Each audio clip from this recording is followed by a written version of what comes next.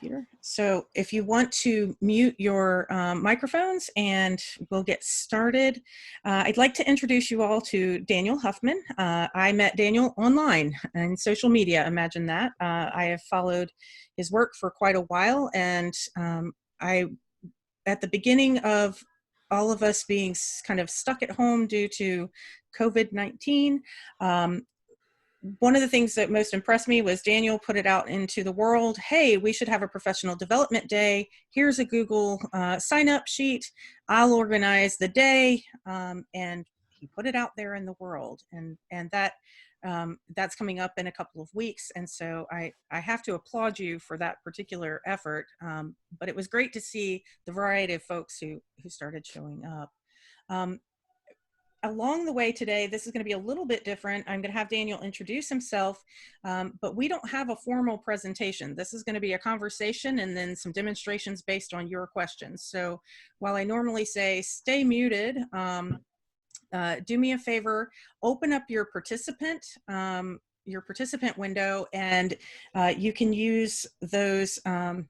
You can either use your reactions down below of clapping and thumbs up, but you can also let me know,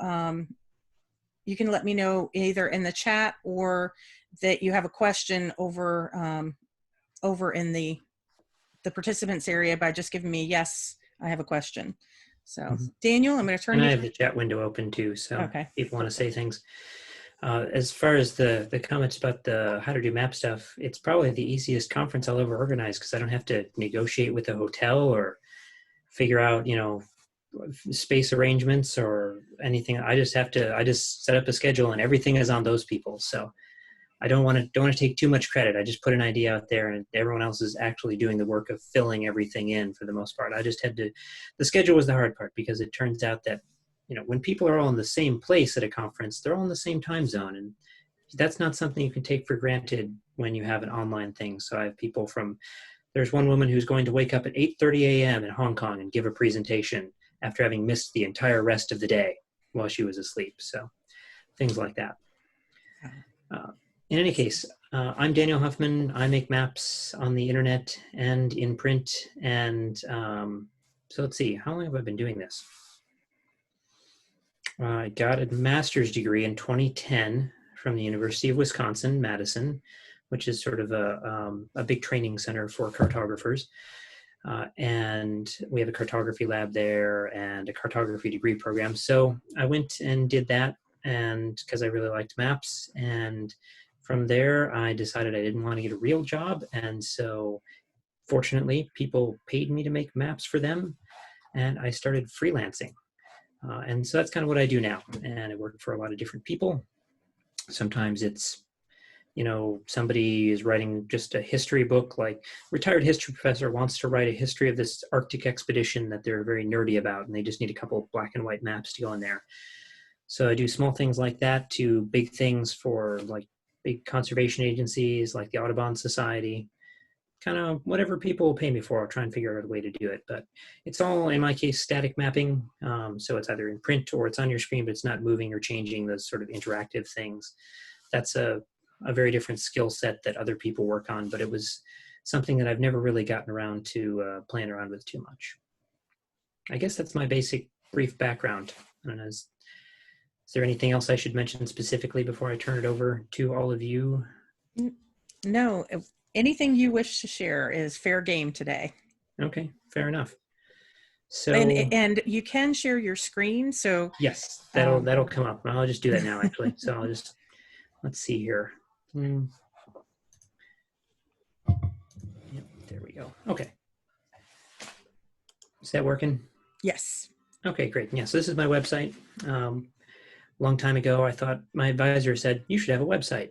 And I couldn't think of a good name. And I thought it should be something that has to do with maps somehow. So just settle on something about maps, which I thought was very clever and I was very proud of myself for. And now it's just, I don't feel as great about it, but it's kind of what people know me for. So I grabbed something about maps.com, which was strangely untaken. And I just put all my efforts on there for now. So I've got a portfolio and some tutorials, and I write random things on my blog. And I tweet mostly about maps, Occasionally, I put up pictures of foster cats and things like that. I've got some live streams on YouTube that I've done in the past, or some tutorial videos, etc. So I've been told that you've all kind of taken some time, or most of you have taken some time to cyberstalk me and to look over what I do at present, maybe my portfolio, etc. So what I want this to do is mostly this being a conversation driven by you. Things that you wonder either about specific things that I've made. It can also be about my career as a freelancer, business practices, what it's like to survive out there, where I went to school, or just about cartography in general. It doesn't have to be about me, about my impressions of the field or what other people are doing. Or it can be technical stuff about how to get X, Y, or Z done in Illustrator. So what do you think? All right, so we have a question. Marie says, I was wondering if you could expand a little on the concept of humanizing a map. What are a few specific questions we should ask ourselves when map making to help keep the human aspect in mind? Yeah, so it's something I kind of have expressed in some of my writings in one way or another for several years. And maps used to just be made by people. So way back, people would be painting or drawing, and then eventually we had ways of mass producing and printing, but people would make the patterns that things would be printed from. Now, in the past 30 years or so, it's possible to make a map without actually being directly responsible for all of the process. So, for example, you can go into GIS software like ArcMap or QGIS, and you can tell it, label my map, and it'll pull data out of your shapefile and put some labels on there. And it's possible to have it do that for you without you having ever seen all of the labels. Maybe they're, in parts of the screen that you're not looking at. And that's something that wasn't possible before, to be a map creator without at the same time being a map reader. And I think that it tends to lead to work that is kind of uncanny and a little bit less human. So I wrote a blog post about this at some point. So I called it Design is Human. And I'm pulling out partly because I have some visual examples there. And when I look at a map like this is by a guy in Brazil, and it's about drug trafficking in like late 2000s, or what I think like 2010 or what have you. And there's all of this detail work that goes into it that makes it seem like, yes, there was a person there. This is not the sort of thing that a computer with its sort of logical circuits, with its rote following of orders, would think to draw little gradients of color here, to make little flower kind of symbols to represent the data. When we look at maps that are done by computers, we tend to see things like this instead, where it's just a simple following of basic instructions. And I think that matters. I mean, there's a lot of speed that can be gained by having a computer do things for you. I mean, you can go online and look at maps that are constantly ingesting tens of thousands of rows of data, or looking at worldwide weather data up to the minute. And we need computers to do that. There's no way for a human to ingest all that information at once. But insofar as possible, humans need to be in the decision loop, I think, because I don't feel like when I'm reading a map like this that I'm having an interaction with another person, a human on the other end who made that. And that can matter in a lot of ways. This was a map that was published as part of a report. They were thinking about building a wind farm in a certain area of Wisconsin, and they have to file various public documents explaining their plans with the Public Works Commission. And this is a map about noise levels and what they anticipate, how much noise the wind turbines will make in that area. And people who were opposed to the wind farm seized on this map. And among other things, besides showing the level of noise, they were talking about things like, look at how they represented the community that's important to me and where I live. They represented as these big, ugly blue and purple blobs and yellow dots. They don't respect us. They don't know about this place. They don't think about this place. And that's the sort of thing that a human designer who sort of takes the time to get to know and understand the location can apply to things in a way that it's really hard to tell a computer how to do that. And some things will get better over time. There's lots of things that computers don't do well, right now that they will do better at in 10 years. Same way that they've been improving year after year. Google Maps keeps getting better. Automated labeling keeps getting better. But we're still a long ways off from when a human's going to make a decision that, from when a computer's going to make a decision that that can basically fool a human on the other end in a sort of map Turing test, as it were, where I can look at something and still feel that warmth, that thought, that detail that's going on behind it, and I can feel, as it were, as a reader, kind of respected by the work. That's kind of also me justifying probably the fact that I don't work with a lot of this automated mapping stuff. I place all of my labels on every map by hand. I'm constantly styling this or that or the other thing by hand. And I think there's a value to that, in the same way that if I go and look at, for example, my colleague, Molly O'Halloran, she makes maps almost entirely by hand, like in an actual illustrated way. So if I just pick a random thing from her portfolio here, let's run a little slow here. Come on. There we go. So she actually draws things out and watercolors them. And people want that stuff. And they want it because it doesn't look digital, because it looks different, and because it looks more human, I think.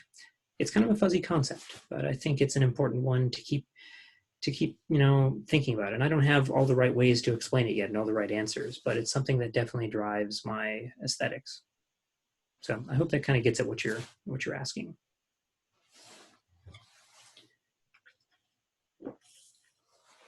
So what else do you have? Or follow-ups to that, if that doesn't make any sense. So I have another one. We have a question that came in directly to me. Okay. What would you say makes a great map portfolio? Is it range of subjects, variety, specialized? Do you do a specialized topic?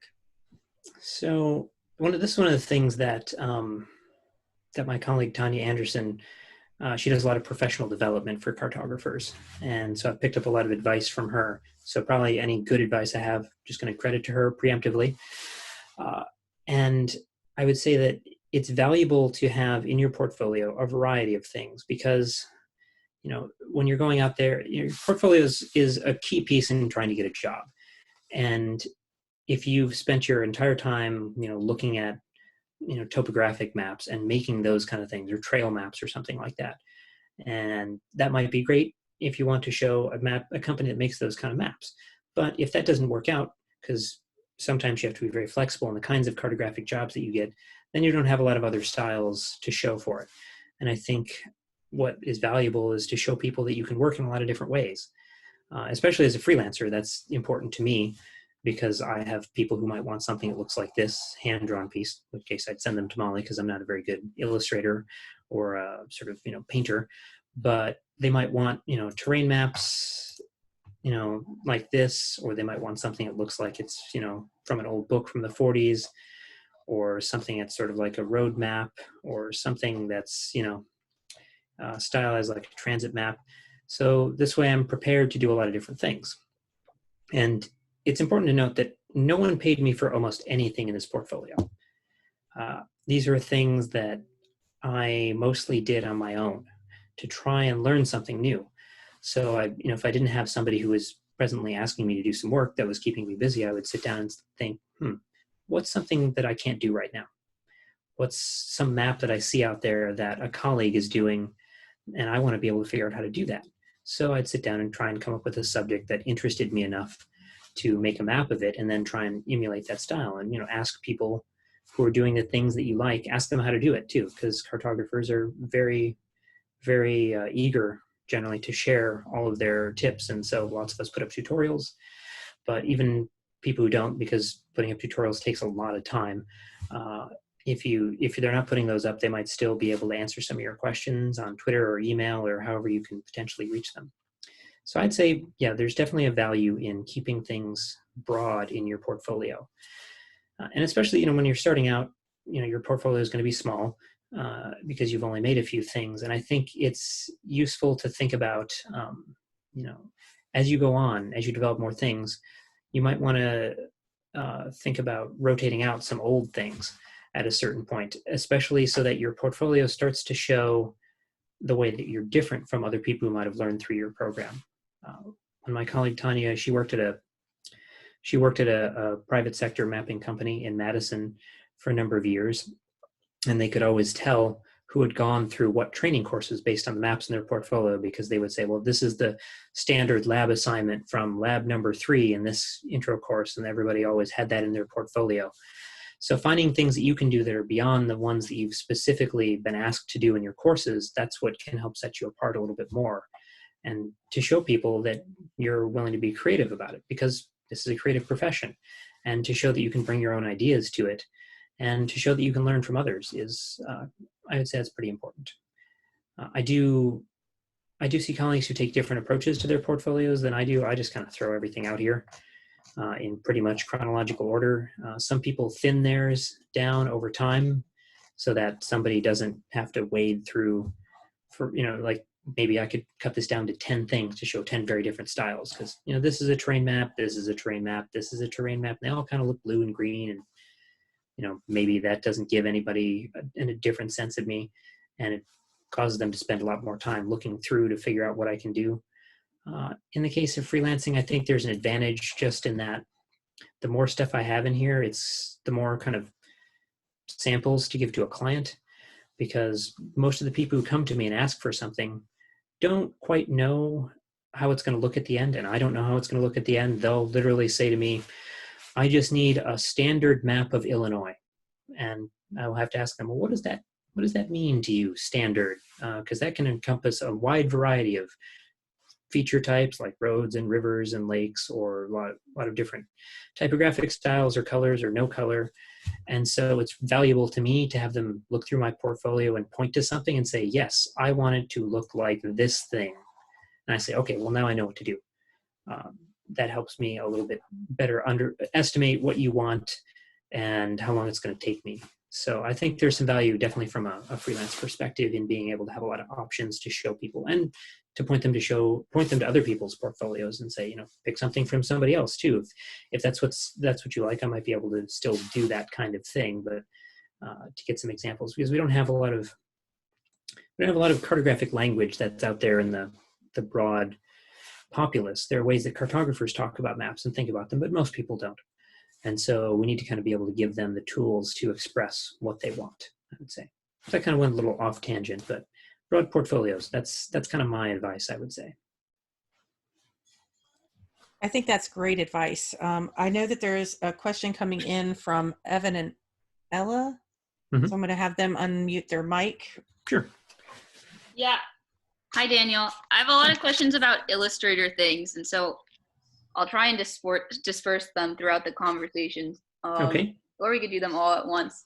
The first one is, recently this week, I learned about the expand object tool, and I use it so that, like, if I write words in the text function, I can make the individual letters objects. And I just watched that on a YouTube tutorial, but I don't really understand how it works, or how to do anything with it beyond making like the letters in a word individual objects. And in the tutorial, they did it twice. They used the expand object tool on the text twice. I don't know if that's something that you should do. I was just hoping you could explain how it works, please. Sure. So if I go over to Illustrator here, and kind of a lot of its value depends on getting into sort of advanced appearances in Illustrator. But if I just type some words here, and I'm going to zoom in here on that. So words, any kind of type is tied to a font file. And really behind the scenes, these are all vectors, right? So they're like any other, I'll turn on my keycaster too. So you can see, no, don't want about keycaster, start casting. So if I use any shortcuts, the letters will pop up here. So I just like P to go to the pen tool. So, we're making everything in Illustrator out of points connected by lines. And that's kind of what's going on behind the scenes here, but Illustrator understands you don't usually need to actually reshape the characters. Some type designer has done that for you. And as a side note, typeface can, like, we kind of take them for granted, but sometimes these things take a year to design by a professional type designer, which is why a lot of the ones beyond what comes with your computer, cost a fair bit of money because it's expensive skilled labor to design these things. So I didn't realize actually that expand appearance would do this. I do know that if you go to type create outlines, it will turn this thing into the individual paths that it's made from, so that I can actually now take this M and reshape it or what have you. But I'm not surprised that they would also build that functionality into expand. So that's interesting to see that, which makes sense to me in terms of what expand appearance usually does, because it's basically whenever anything is being drawn in Illustrator that isn't directly tied to some sort of vectors like this, it'll turn it into vectors. So let me think of a good example about that. So let's take a little detour and we'll come back to this. That'll set us up to understand this. So I would say the most important panel in Illustrator is the appearance panel. It's the heart conceptually of the entire program. Everything in Illustrator is made up of points connected into lines or polygons. And at any time, if you've got something, you can always see what those are by going to the outline mode. So I can see, well, the actual thing this is made of, it's made of 1, 2, 3, 4, 5. Made up of these several points. And it has an appearance applied to those points. The computer knows just the geometry of where they are, some X and Y coordinate for each one. That's all that's really being stored for the most part about any of these shapes, the XY coordinates of any of those vector points. But if I go back to the actual preview mode, what I can see is when I click on this thing, it says there's an appearance applied to those points, in this case, a fill. So you've seen fills and you've probably seen strokes by this point. I can give it a stroke. But it's important to think of them not just as painting inside or drawing an outline around it, as something that is sort of mathematically or programmatically applied to these dots. And to say, well, I'm going to take the space, calculate the area between the dots and make it black, or I'm going to follow along the path of the dots and make it red. And where this becomes important is to start to think about ways that we can go beyond fills and strokes, because those are the two most basic kinds of appearances, but they're part of a larger subset. For example, I can give any object more than one fill or stroke. So right now I have a red stroke, that's 1 point, and a black fill. I could go and say, let's add a new stroke. And right now things look the same because I have a red stroke on top of red stroke and they're the same color. So it's just like layers stacking things on top of each other. So I wouldn't see any difference. But if I say, make this stroke yellow and a quarter point, now this object has a yellow stroke that's thin on top of a red stroke that's thick on top of a fill that's black. But it's all one object at any given time. So I can just take any of these handles and say, let's move that around, make a different shape. And if I go and just, switch over to the outline mode, I can see it's still made of one thing. I didn't have to stack more than one on top of each other. So objects can have more complex appearances than just a single fill and stroke. They can also have a variety of effects applied to them. So under the effects menu, there's things like drop shadows I can add. So I'm just gonna kind of make this so it's not so far away. Right, so there's a little shadow now behind this object. And if I look over here at the appearance panel, it says on my fill, there's a drop shadow. I could even apply the drop shadow to just the stroke, just that yellow stroke. And it's so faint you actually can't see it, looks like. If you can kind of see there, now the shadow's only being applied to the yellow stroke. It's not a really great looking appearance, but just to give you the idea that appearances can be very complex. So, for example, now if I have this object and expand its appearance, what it's done is it's trying to turn as much of this as possible into its own vector objects. And if I look here in my layers panel, now I have a lot of different pieces that it broke this down into. So I've got a single path with a fill and another path on top of it with the stroke. So they move those into two separate objects to simplify it down, to break it down to as many pieces as possible. I've got an image drop shadow isn't a vector, it's a raster, so it's made of pixels. And so it created just an instantiation of that as an image. And then on top of that, we have a yellow stroke and another path. But now they're all separate, right? They're in groups here, so they kind of move together when you pull them with the black arrow, but I can ungroup them up here. And there's another group still, ungroup that again. So now they're all separate pieces. So that's kind of what expand appearance is doing. It's taking anything that was live and tied to one object, and it was always going to reshape and move with that object, and making it permanent about just in a series of individual objects that are no longer joined together per se. Although if you didn't change anything, you'd never notice. And so that's kind of taking the uneditable text and turning that into something that's editable, breaking it into individual components here. And so now I see in this group, there's a whole bunch of individual paths that I can mess around with. And usually, it's uncommon to have a reason to modify text too much. I've done it here and there for a couple of things. If you want to, I don't know, get a fancy logo going, maybe you can start nudging around individual things so it looks cool. But as a general rule, I often leave that where it is. So does that get what you're looking for? Yeah, thanks. That was super helpful. I have a quick question about the appearance toolbar, or whatever you would call that, because I was reading through your tutorial on knockout labels, or fancy knockout labels. That was really awesome. And I was wondering, is modifying like a whole layer or stylizing a layer done through the appearance function of Illustrator? Is that how if you wanted like all of your labels to look the same and you could just generate new iterations of them in a layer? Yeah, so that's a great question. That's a great question. That's something I was going to mention if I was going to talk about appearances, but I forgot. So appearances, you can apply appearances to things like any individual path. So I have a circle here, and I'll make another couple ones here, and I can give them all their own individual appearances. So I can say, make this, red, and make this one blue, or what have you. But I can also apply appearance effects to the entire layer at once. And this has some cartographic uses that come up from time to time. Sometimes it's just a matter of personal taste how you do it, but I could say, I could select all these things and say, let's give them all a stroke that's green. And that might be how you do it on a day-to-day basis. But instead, just going to undo that there, I can select the entire layer here.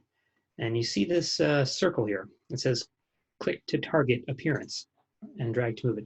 These circles are specifically for selecting and altering the appearance of objects. And sometimes people use them to actually just select objects. And you can usually do that, but it's good to know the difference. These little holes here next to the circles are actually for selecting objects, and the circles are for selecting their appearance. And you see there's a little circle that forms around the circle, if I get in sort of real close there. But if I select the entire appearance, now, the entire layer appearance, now whatever I do will affect every single object in the layer, including ones that haven't been created yet. So it says my appearance it's a layer, it has its own contents, some circles in this case, and there's nothing going on here, but I can say add a new stroke to this layer.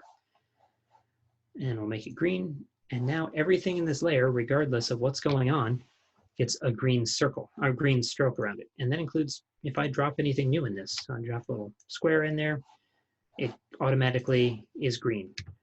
Whatever, even though the rectangle itself here, if I actually select it, it says, well, it's yellow and it has no stroke. That's because the stroke is coming from the layer. Where this comes in handy is things like overlapping transparency. That's where I usually see it. So you might have a bunch of proportional circles, for example, on a map, and you want them to overlap. And maybe you want people, based on the density, maybe they're starting to overlap. And actually, I think that's true on like the New York Times map of COVID-19. I think they're doing that too. But so what I want to do here is, normally you'd say, well, let's turn all these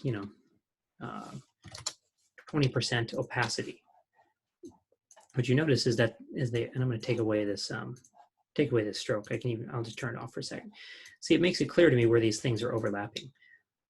But sometimes what people accidentally do instead is, instead of changing, the opacity of any individual object here, if I notice it says 20% on any of these things, if I crank them back up, they might accidentally change the opacity of the entire layer.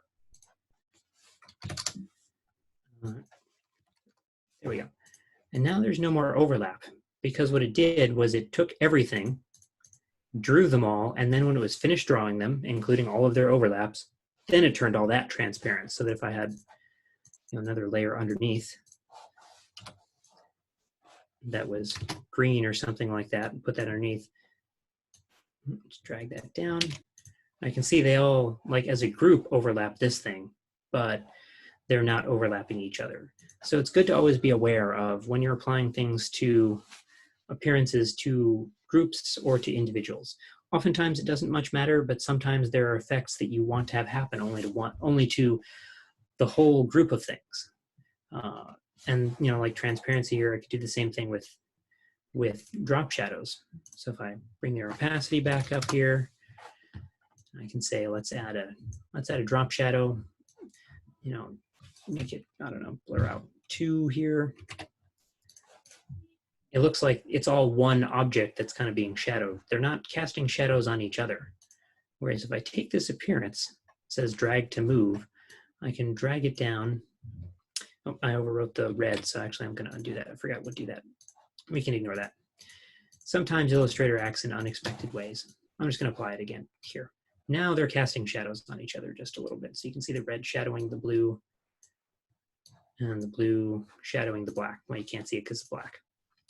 So it's good to keep that difference in mind. And appearance effects are usually for getting complicated stuff done that you can't get done with fills and strokes. And it's something that you learn a lot as you go on. I mean, I'm still coming up with new ways to use this panel after 10 years. And it's important to understand Illustrator is a giant program. And I've known people who've been using Illustrator for 20 years, and they're certainly discovering new things every day. So the extent to which you might feel overwhelmed by it is perfectly normal, because it's trying to serve the needs of millions of users.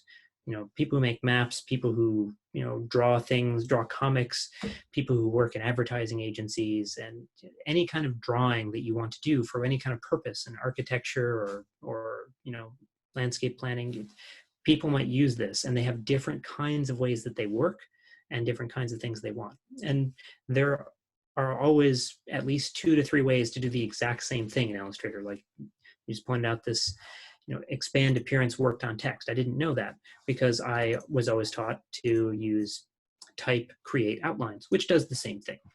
But different people want to use it in different ways, and as the software evolves, they'll leave the old way while adding a second way and a third way and so on to do these kind of things. So it's good to, you were reading through my tutorials, there's lots of tutorials out there, and it's good to just keep browsing through them, especially if you don't have a reason, because I'm often finding out something that I don't have any use for right now.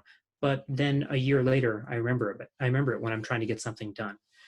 So definitely take the time to absorb knowledge that isn't immediately needed, because that will pay off a lot later and save you some time in searching when you actually need to figure out how to do something. Or I think importantly, show you how to do something that you didn't know was possible. When I give tutorials to people, like in person or on camera kind of thing, I'm moving through all kinds of shortcuts and things. And what's, I think, important is not necessarily remembering the specific button I clicked to do the thing, and there's a recording in this case, but even if there weren't, it's more about knowing that you could do that thing. Because once you have that and you can describe what you saw happening, you can probably find a tutorial for it if you have the terminology and an idea of what your end goal is. And I think that's the most valuable thing, because the rest is all, there's Illustrator documentation, there's millions of tutorials, but knowing that you could do it, that's what gets you into it. So I hope that helps. Yeah, thank you so much. That was super helpful. I really appreciate it. So are there specific cartographers or folks that you follow or that you really like some of their work that you would recommend to these students to just kind of check them out every so often? Mm-hmm. I mean, I follow a variety of people on Twitter, and I mostly use that kind of in a professional development context, just to see what other people are up to. Um, it's no one sticks out in the sense that like there's so many people that I draw inspiration from, and it can come from a totally different place every single time. So it's kind of hard to say specific individuals. I think that probably, I mean, well, the person who has influenced me the most doesn't post anything anywhere. So that's Tanya Anderson. She runs the cartography lab at UW. She's been my mentor for many years, and she taught me a lot of these cool Illustrator tricks kind of stuff. I pay a lot of attention to mostly people who are doing vector work. I mean, there's people who are doing cool like interactive maps out there, and I like look at people like Lauren Tierney at the Washington Post, or the work that folks at the New York Times do. But I'm also not doing quite the same kind of things they are regularly. What I would say is to cast a broad net, and one place you can do that would be to, for example, look at the Atlas of Design. I don't know if have you told them about that? Are they familiar with that? I don't think I've actually told them to go out and look at it. I'm thinking right now, but I'm sure a couple of them have stumbled upon it knowing this particular group. So this is a book series. They're working on publishing the 5th one at the end of this year. But there are 4 volumes published so far, and it's just a worldwide competition to see, like, what does contemporary cartography look like? There are usually nowadays about 300, 350 entrants, and they kind of whittle that down to about 30 or so maps that get published. And there's a pretty broad variety. And this is where I draw a lot of inspiration from. Especially, it's nice because it involves sometimes people I haven't heard from before. So if I look here, volume 4 here, what's going on? So, we got something from John Nelson with his classic Firefly style that I tease him about. And we have some people at Le Monde, the most significant French newspaper of record, probably. I really like what they've been doing lately. And you can't, you got to buy the book to actually see the whole thing. Unfortunately, these are just little clip examples, but I really like some of their styles lately. Lauren Tierney again, but you notice how different some of these things are from each other. This is a terrain map. Here's this sort of vaguely disturbing example of, I think, nuclear attacks on cities and how big the destruction be. Here's a map of a race in a marathon in Norfolk. Here's some isometric diagrams of buildings. And what I think is valuable about it is it makes me think, here's a sculpture. Think about a lot of different things and styles that I wouldn't have encountered regularly just based on, I follow people. A lot of them kind of work in similar ways. People like, John Nelson is just published today a piece on doing fake cross-stitch mapping, and he's often either doing things that look like his Firefly style or his or they try and look like some physical object. And so, I don't know specifically offhand someone who regularly publishes things like this map with these sort of hexagons with dots in them, and that's a cool thing to find out. So I think that's my go-to. I follow a broad variety of people on Twitter that kind of gets me to a similar place as this, and I might add to who I'm following based on things that I see in the Atlas of Design, and so this is probably my big go-to. And the other thing that I'm really sort of drawing on for ideas is to go to the NACIS annual meeting, the main kind of conference for cartographers in the United States and Canada. Is run by the North American Cartographic Information Society, which also publishes this book. And who knows if they'll have it this year. It's supposed to be in October, so that's far enough out that we'll see, but they're kind of keeping contingency plans. And it's going to be in Minneapolis this year. It kind of floats all around the country and occasionally into Canada. But if you don't go to NACIS, you can click here for conference videos. And they got a YouTube page with the last 3 years of presentations, and that is people write to me from time to time saying, Daniel, what is your advice to people just starting out or just learning maps? And I'd say, go to NASIS or watch all the NASIS videos, because so often, it's this idea I was talking about before with Illustrator. You don't know what you don't know, right? If if you see someone make a map of XYZ, you can start to look up or ask them how to do the thing. But this is about figuring out what's possible, ideas you've never considered before in cartography, challenges, workflows. I mean, you're learning Illustrator. That's what I use. Lots of people don't.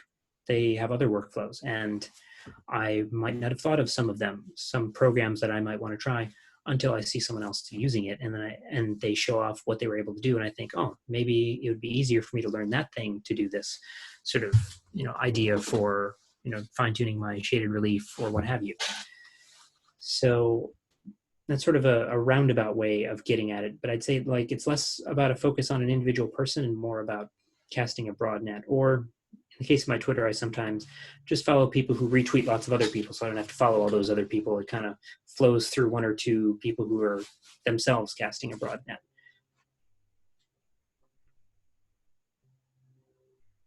So yeah, that's what I get for that question, I'd say. I understand, because I tell them a few of the folks that I follow, but I often am following more hashtags or That's a good idea. Keeping track of things like GIS chat on Tuesdays or Wednesdays. Anyway, the GIS chats and things like that. Yeah, that's a good thought. And one of the things that my colleague Megan Kelly has pointed out to me that's valuable too is to think about the ways that your view of the field is filtered by who you're paying attention to. Because there are lots of people who are doing map things out there, but you're not necessarily as aware of them based on how you're putting yourself out there, how you're sort of putting your ears out there, your feelers, in absorbing things in a professional network. This has come up, especially in the last couple of years. I serve on the NASIS Diversity and Inclusion Committee, and one of the things we're thinking about is the fact that and Megan has specifically pointed out, is that if you look at Twitter followings, for example, women get followed a lot less than men in the Twitter space, and that's partly because the men are amplifying men more because they happen to follow a lot more men, and so that causes problems when people are doing things like, a colleague of mine put out a book a couple of years ago with 26 co-authors, and only one was a woman, because he had created a sort of network that he didn't realize was filtering, so he didn't know what other people out there beyond that initial network were doing. So it's useful to be intentional, I think, in where you're going to look and who you're going to pay attention to and listen to and follow on Twitter, et cetera, so that you can get a broader perspective. And this is, also a problem too in thinking outside of the United States. It's, there are language barriers, obviously, to kind of getting a sense of what the cartographic scene is in Brazil, for example. And one of the things that I think the Atlas of Design has been doing well, and has sort of made an intentional point, is to try and not just show the coolest American maps. They're really casting a wide net, and they have their call for participation translated into something like 20 languages, so that somebody in Thailand might be able to hear about it and submit their work, and that gets published in this book, so that more people are aware of the scene outside of sort of the Anglophone community. That's one of the points that I brought up at the beginning of classes, that I'll be pointing out a lot of male cartographers, because a lot of women cartographers it's not that they don't exist, it's that they sometimes are just those hidden figures that we find in a lot of the science, technology, engineering, and mathematics fields. So I appreciate you kind of bringing that to light, because it is an issue. It's funny because all of my guest speakers have been male so far, and I'm really trying to get a female in these last couple of weeks. And it's interesting because I'm getting answers like, I have a sick child, or, there are other things. And it's an interesting dynamic for anyone working from home in the circumstances that we are, but in a way that we really have to think about how we're working with people globally, or even within that space that we have. That's And in the How to Do Map Stuff, event, I just opened that up and said anybody can sign up, and I'm not putting any particular filters on it, but there were definitely disproportionately low number of women. And, part of that, I think, is exactly what you're saying about childcare duties, for example, or family care duties in general, or caring for the sick is disproportionately falling on them. So they have less time to participate in some of these events, unfortunately. So that's the kind of thing, I'd think about ways in the future potentially to make that, more amplifying of their voices than others. But, it's a little bit late for this one, but it's definitely something I noticed and tried to at least adjust the schedule so that they're not competing on the same track with each other, so that their voice is a little bit more amplified. That is appreciated. I'm also wondering, so you mentioned NACIS. Are there other conferences, gatherings, or organizations that you often recommend to folks? Right now, I've got students that are all over the place because of our current situation with the pandemic. But when we are able to gather, what are some of those locations or organizations that you tend to suggest folks? Mm-hmm. Yeah, so NACIS is my big one. I don't do a lot of traveling broadly, even in not lockdown times, because I'm just a shy, introverted Midwesterner who doesn't go out much. So this is great for me. It's fine. It's a lot easier for me. But there are a lot of other opportunities, and they often tend to be more at the intersection of cartography and GIS. I think of cartography as separate from GIS and very interrelated, but it's a different skill set. However, there are a lot more people who are identified as GIS professionals, and they have a lot of meeting infrastructures. So, for example, Wisconsin, there's the WLIA, the Wisconsin Land Information Association, and this is where people who do GIS, often at the government level, because that's where a lot of GIS jobs are, will meet. And there are still people there. While there might be people who are talking much more about like data analysis and land records management, there'll be people who are talking about cartographic subjects and showing off their maps. And so it's a good way to talk to people who are doing spatial things. There are also map time groups that see what we've got here. Maptime.io, that's right. So this is a movement that started, 5-ish years ago, really.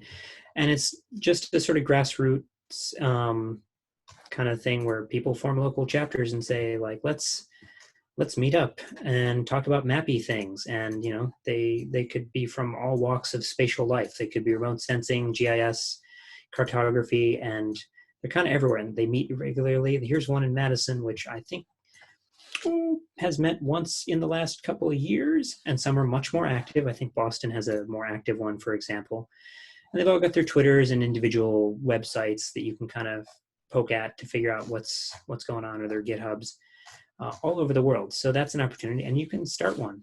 If you say, I want to find other mappy people around me, you could, look around and see if you can find a following, and, contact, universities and such, or government organizations that, like planning offices, they might have people who are interested in this kind of thing.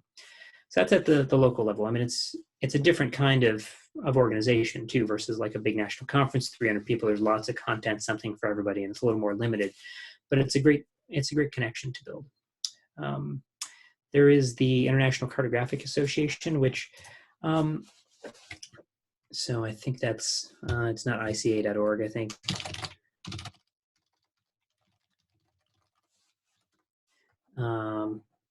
No, it's ICAACI.org, because it's French too. It's an international organization. So they have a conference every other year. And they also have like subgroups that meet. They have like commissions, they call them. So there's like a commission on, they get, let's see what we've got here.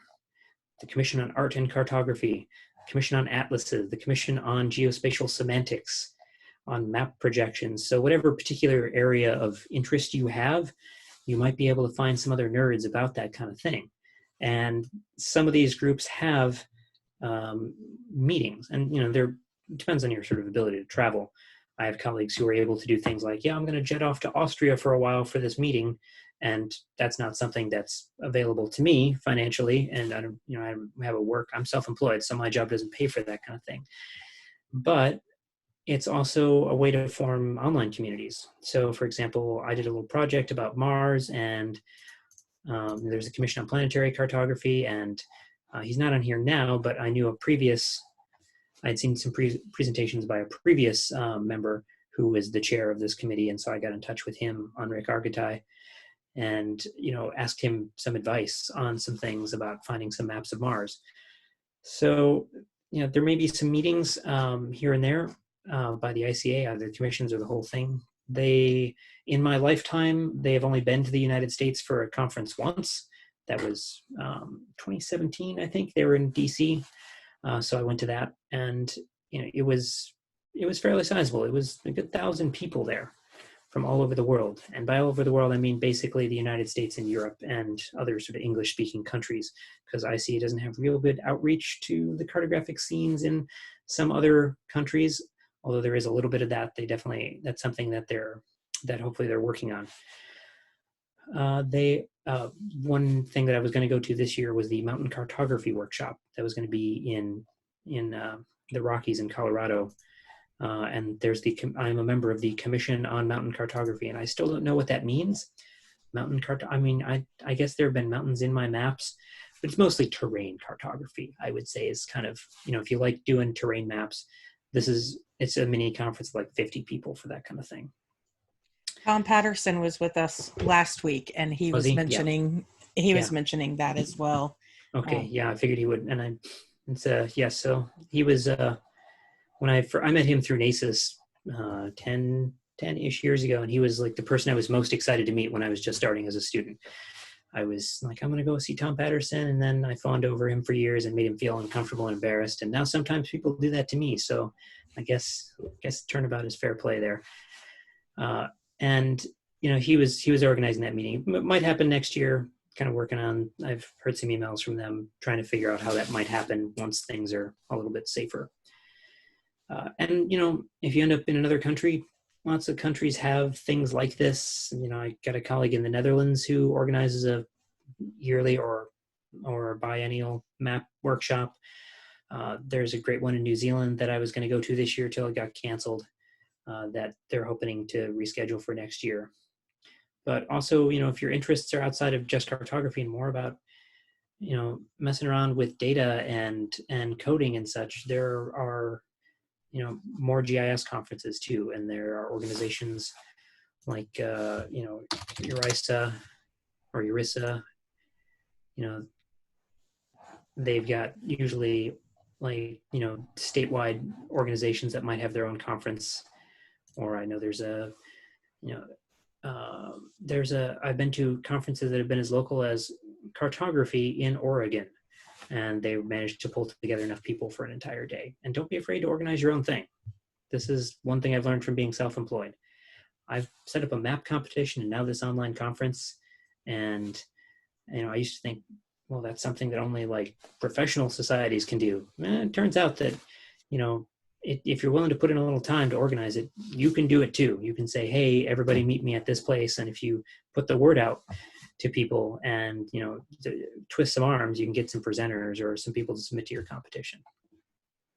That's an interesting piece of, you work at home or you have a consulting space that you work within, and how to bring others to you and you to others. So how much marketing have you had to do of your talent and your, of your business, because you are a consultant and, right. That's how you get paid. And I think some of the students probably are thinking, how does that work in the bigger sense?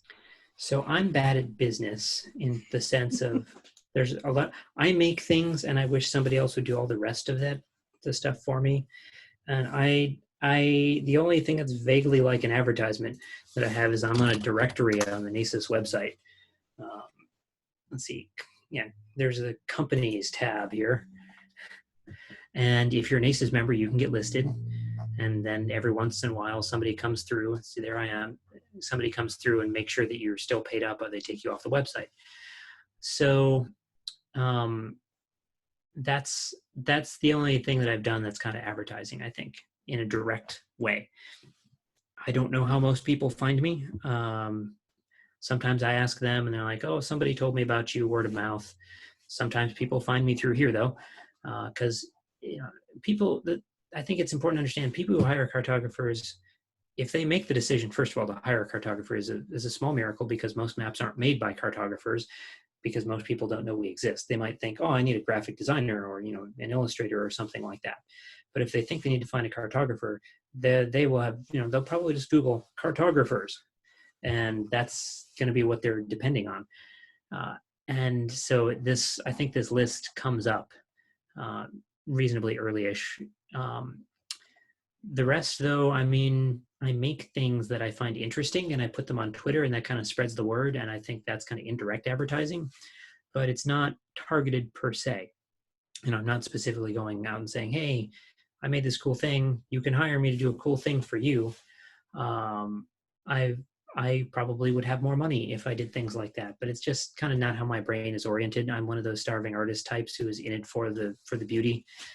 And, people come to me and say, make me a thing. And then I'm like, oh, do I have to? Because that means I can't do my own things, but I suppose I need rent money. So I will make you your thing. And then they ask me, how much should it cost? And I say, I have no idea. I come up with something, but I have colleagues who are very good about these things. They have contracts, and they have, statements of work where they lay out everything very carefully and have a negotiation process and a bidding process. And I'm much more ad hoc. Because it's that sort of thing has never been sort of my that I've been particularly skilled at. Getting better, definitely over time, but I often instead have people who do that for me. Like I will ask Tanya, hey Tanya, how much does this sound like a good amount to charge someone for X, Y, or Z? Or do you think I'll guess at a time frame, and she'll tell me whether that sounds realistic or not? Because now, a lot of the hard part, I think, is that everything I make is different than every other thing that I made. So it's hard to tell how long it's going to take. And if you have, if you specialize a little bit more, I know people who mostly make the same kinds of maps, and then they probably have a little bit better time of it because they know and they've got some well-established procedures. But not really good with advertising. And I don't really know, I can't think of anybody who I've seen advertise very much, but then again, they probably wouldn't be advertising to me anyway, since I already make maps. So, there are certainly more commercial-ish looking websites out there, though. There's maps.com, for example, the domain that's probably worth a lot. And, these people, sell maps, and they have some pre-made ones, but you can get personalized maps, and they have freelance cartographers that they have on subcontract. And I know some people who've worked for them to do these kind of things. So I would imagine having maps.com is itself an excellent form of advertising, but they definitely have much more of a commercial kind of website than I do, where mine is just like, hi, I have a cartographic concern, and you can. A friend had to tell me that maybe I should add the word hire to this thing. Because I didn't do that. And I just assumed, well, people, if they want to hire me, that's why they're here, and they'll figure it out, right? Maybe not. So I might not be the best person for that kind of question, unfortunately. But that's fair. I think that a lot of folks start out and they don't know how to quantify the work that they're doing and estimate how much time a map will actually take to make. I have sorely underestimated time that a map would take that someone needed, and thought about, oh gosh, what am I going to do? And if you're pricing it because this is what's going to pay for dinner and rent, that's an important piece of it. And thinking about, building in that extra buffer, or, taking care of paying for the software that you may need. Illustrator is not cheap.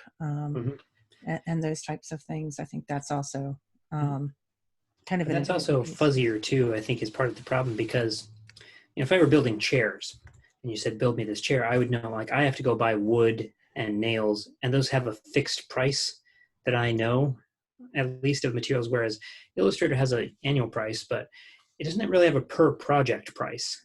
So its actual cost to me to use in the project will kind of depend on how many projects I get over the course of a month or a year. So I think that fuzziness makes it a little bit more challenging to me. I will also mention, if you're interested in freelance business practices, my colleague Ellie Olivier and I have done a couple of surveys in 2018 and 2020 about how much people are charging, and their educational background and their experience and how that affects how they charge. And it turns out some people charge hourly, some people charge flat rate, no real patterns. So there's all kinds of stuff here. If you just go to my website, Something About Maps, and go to the blog, it's the second most recent blog post. I'll just copy it and paste it in there, though, into the chat. And this was something that, originated out of a conversation that she and I had a couple of years ago by email. And she was just asking, and other cartographers have asked me too, like, how do you know how much to charge? Or do you use contracts? Do you have a boilerplate contract I can use? And I don't. And I said, well, let's gather some data here. And because a lot of us are just kind of operating in the dark. This is not like, some other bigger fields. I mean, I've never hired one, but I would guess if you wanted a freelance writer for like a science writer or something, there's a lot more of those people, and there's a more stable kind of rate probably. Or if you go to, there's a link down here I'm looking for that Molly posted. The Graphic Artists Guild has a handbook of pricing and ethical guidelines that tells you how to run your business as a graphic artist. And there's a lot of those people, so that's kind of a more stable thing. Whereas cartographers are much more siloed because there's just fewer of us. And so it's interesting that what we found is it didn't really matter your educational background or your years of experience or where you lived. People's prices were just all over the place. Somebody with 30 years experience might be charging less than somebody who had just started out. And because there's just not as much information out there to help us all kind of understand as a profession what we can be valued at. And I think that's also true because our clients don't really understand cartography, so they don't know what they should be paying. And so this is kind of to help everybody, I think, in the process, and try and figure some of that stuff out and maybe track some trends over time if we keep doing this every couple of years. So could be useful if you're getting started out. At least that's my hope. Chris, do you want to add to this? Shannon, can you hear me? Mm-hmm. I was just going to share with Daniel, and this is a soul-crushing bit of advice, but as a guy who does a lot of one-off stuff, I hate doing the same thing over and over again like you do. But my maps are sort of at the other end of the spectrum. My cartography has been described as Soviet for its lack of creativity and humanity. But what I found was by tracking everything, every time I sat down at the computer, I did an entry, a start entry in Excel. And then, if I got up and went and got a drink of water or whatever, and then I divided my jobs up, because I was really bad when I first started out. First 5 years of doing this, my estimates were horrible. But that actually allowed me to go back, look at the data and see trends. And I was able to start producing much more accurate estimates for my clients. And I bill hourly. Mm-hmm. So I've gotten in the trap of doing the set fee, and then the mission escalates, so to speak. And the next thing you know, you're doing 5 times as much for half the price. So yeah, and I mean, I have an app on my phone, for example, called Harvest that I've started using in the past year and a half. That you can just set up a project and just keep hitting the start and stop button anytime you get up, do something else, or need to take a break. And that's useful because I bill hourly for some things. But even flat rate, I can, my flat rate is based on an estimated number of hours. Some people like flat rates, so I'll just in my head think, well, this is probably going to take 10 hours at $75 an hour. So I'll say a certain amount, and I usually pad it a little bit in case it comes out so I don't get caught short. But then if I start to see, well, we're really running out of time, I'll start to send them warnings and say, look, we need to wrap this up. We've got like 20% of our time left. Here's what's going to happen, or we can extend this and I can charge you more if you want to make some more significant revisions that might push us way over our initial estimate. So that's something I'm getting better at too, not being afraid to tell people, give me more money than you thought you were going to give me, because you're asking for more than we had discussed. And you can get away with that if you're really clear up front. And this is something I'm also getting better at. Just establishing very early on with somebody, okay, here is exactly what it's going to do. I'm going to make this thing. You get 1 round of revisions or 2 rounds or however many. And if you change these kind of things, like, I've heard stories about people making orthographic maps like globes. It looks like a globe, and then the client says, oh, actually, can you rotate the globe like 90 degrees? Well, that's starting the entire map over. And Right. they don't realize that, but sort of specifying what's significant that they might not think is significant and what isn't. And then that helps later on when they understand the significance of what they're asking for. And you say, I need more money. They say, oh, well, that makes sense to me now, because we're doing things that we didn't initially establish. And firing customers is also important too.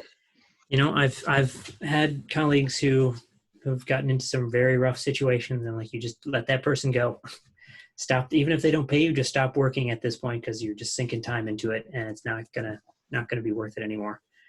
There's definitely I haven't had to do that, but I've definitely seen it happen to people. And what I've also done, it hasn't been very successful for me, is I'm terrible at figuring out how much should I charge, because partly there's a calculation there about what do I think that person is good for, because different people have very different concepts of what money is worth. I have clients who are, if you open up a typical, like a popular history book, somebody, like a lot of my clients are doing, like, for example, actually, it's not a history book, but so I made this map for a guy's book by an NPR reporter, Frank Langford, and he made this. He had some journeys in Shanghai and met some people, and he wanted to have a map in the book explaining this. Also, don't mind the fact that Mongolia is way off center. This is a 2-page spread. I always tell people that, because I'm like, oh, it looks terrible to have Mongolia, but the center of the book was splitting right through here, so I had to do that. An author like him generally is going to pay out of pocket. Like, he's writing and publishing this book, and the publishing house is not going to pay for maps. He has to pay out of his own money to have these things done. So people like that generally don't have as much to spare for cartography in that kind of situation.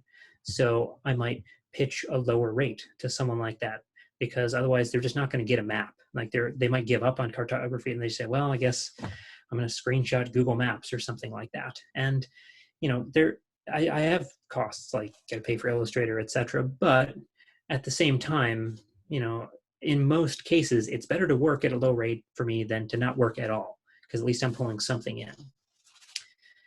And then on the other hand, I've had people say, well, I run a luxury shopping company that's going to make maps of where you can find all the best high-end retailers in New York.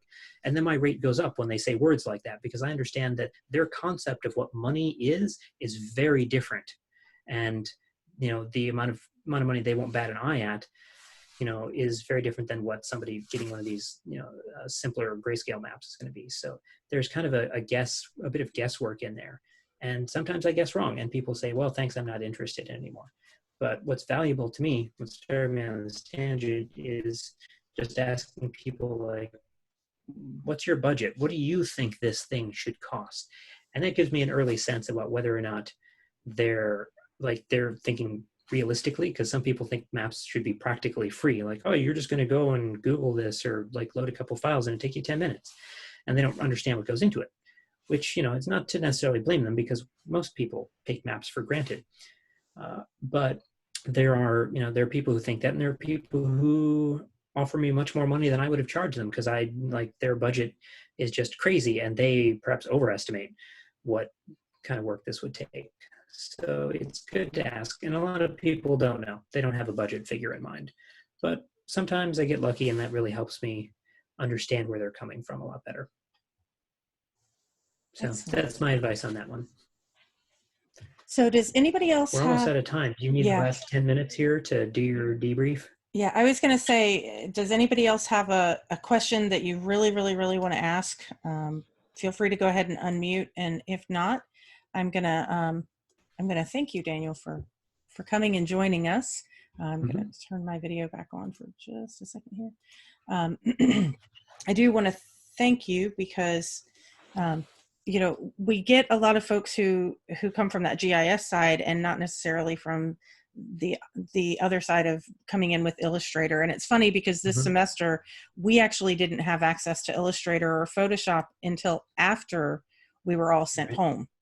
And then we got this, availability of this free license for the remainder of the semester. And so many of the students have been diving in and taking a look at some of those free options that they can take for advantage of.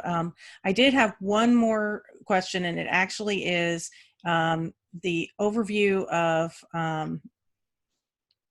of Madison, kind of their program there, because there are folks that are thinking about grad school. William and Mary, we're well known in the eastern part of the world, but not necessarily in the Midwest, but University of Madison and that sort of thing. So I see there's a question in chat about using GIMP instead of Illustrator. There are definitely free alternatives to Adobe products. Inkscape is the vector, like Inkscape is sort of the free equivalent to Illustrator. I have a colleague, Marty Elmer, who uses that. We use that too. And GIMP is kind of the Photoshop equivalent for more raster cartography.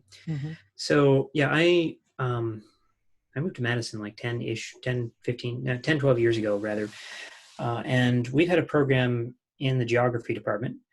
We have several now cartography and GIS programs that keep expanding. So you can do your undergrad major in cartography.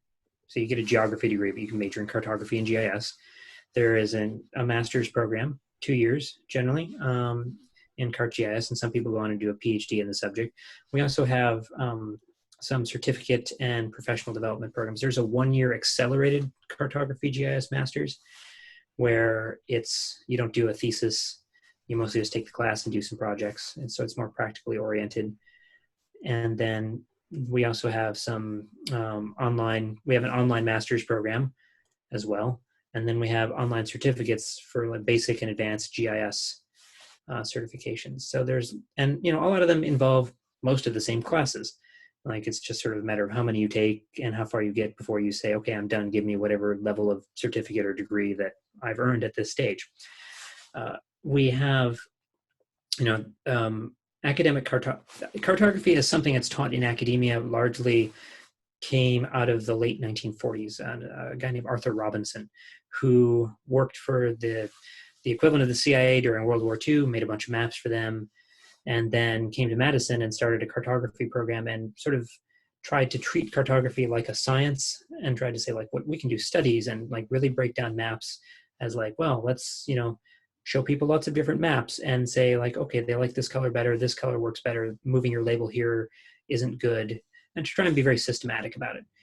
And then from there, his students kind of spread around and established a lot of the cartography instruction that exists at a lot of other universities today.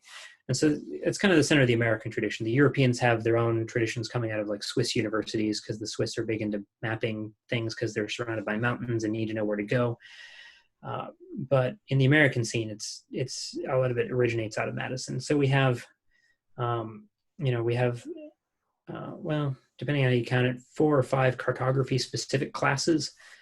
So like that aren't GIS, and as well as a fairly robust GIS program and remote sensing program. And the cartography students take a little bit of that here and there to supplement. And yeah, you can definitely do it online, we've actually been very fortunate in that all of our in-person classes had online equivalents. So we already had materials ready to go to throw at people when they all had to leave campus suddenly, which was great. Although I still think the in-person experience is definitely better if you can have it, because there's a lot of things that, we have a cartography lab, which is we hire students to just make maps on an hourly basis. Basically, it's like a freelance firm where like the same kind of work I do. Author needs something for a book, or the local government needs something for the bike map. They'll come to the cartography lab, and there's a nice trade-off. They'll pay less, but they'll have it done by students to build experience. And so people are hanging out in the lab, pointing to each other's computers, say, look what I did, look what I figured out how to do. I learned a lot of stuff from that kind of informal process. It's really great to just be around people who know these things. And now I mostly only get that opportunity, when I go to conferences. So it's nice to have that kind of experience, I think. And yeah, it's definitely worth looking into. if you want to kind of extend into a graduate level education or get some certifications in that. Penn State also has some online, a lot of online geospatial courses as well. Their focus is a little different than Madison. They tend to be, they've traditionally been a little bit more focused on geospatial visualization, as they call it, like less for final presentation to a reader kind of stuff. They're more about analysis and exploration and like supporting scientists by throwing, a billion data points at them and letting them figure out what to do, versus a cartographer is about taking the data and kind of putting it into a finalized, attractive design. And Madison has usually been more focused on the graphic design aspects of cartography and the storytelling aspects of cartography through my colleague Rob Roth. So any program is going to be a little bit different in its focus. And the University of Oregon also has, I don't know what they have online, but they definitely also have sort of more graphic design focus in their infographics lab that does a lot of cartographic work and has published some beautiful atlases.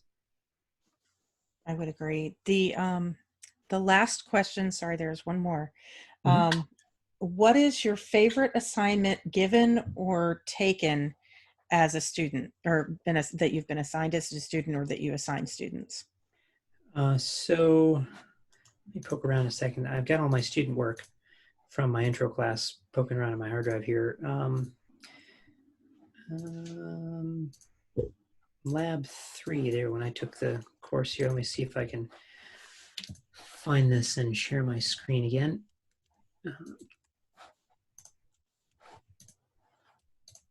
All right, so one of the things that we do in an intro cartography class that I teach, and that is very similar to the one that I learned, the kind of the structure we've had at Madison, is typography is a huge subject.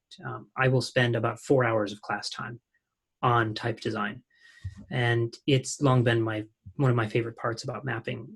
And so we have an assignment that is literally just, here's a map, that's going to be very dense and complicated and have a lot of labels on it. And so get through and to see how you deal with that. So this was the one that I did. We were assigned, we were given shapefiles for Europe, and here's the cities you have to do. And this was before natural earth data existed as well. So we had, they gave us the data, but it's not quite as nice looking. It's kind of jaggedy. And it was just a nice challenge to figure out like how to label all this stuff, how to fit it all in there. I would do a lot better job now. This was, 10 plus years ago, but we still assign them something like this, a complicated, dense labeling situation. And it's a nice sort of, first of all, it's usually at that stage, it's your first real map. We've done a couple of labs before then where you're kind of learning the software, figuring out, but this is like the first thing that might look more like you're going to find it in a book, a real complex reference map. So it's something to be proud of at the end, and a nice challenge, and it deals with my favorite subjects. So nowadays we alternate them between Europe and Africa, and I think South America. So there's a little bit of variation in the content, but nowadays we also pull it all from natural earth data, which makes it a lot easier to set up. I would agree with that wholeheartedly. There are lots of ways of teaching cartography and geovisualization, but I always appreciate it when other folks let the students know kind of some of the things that their students are doing. And I do appreciate that. So thank you for spending so much time with us today. And I will be encouraging all of my students to attend the space. I'm going to go ahead and unmute them all because I know they want to say thank you.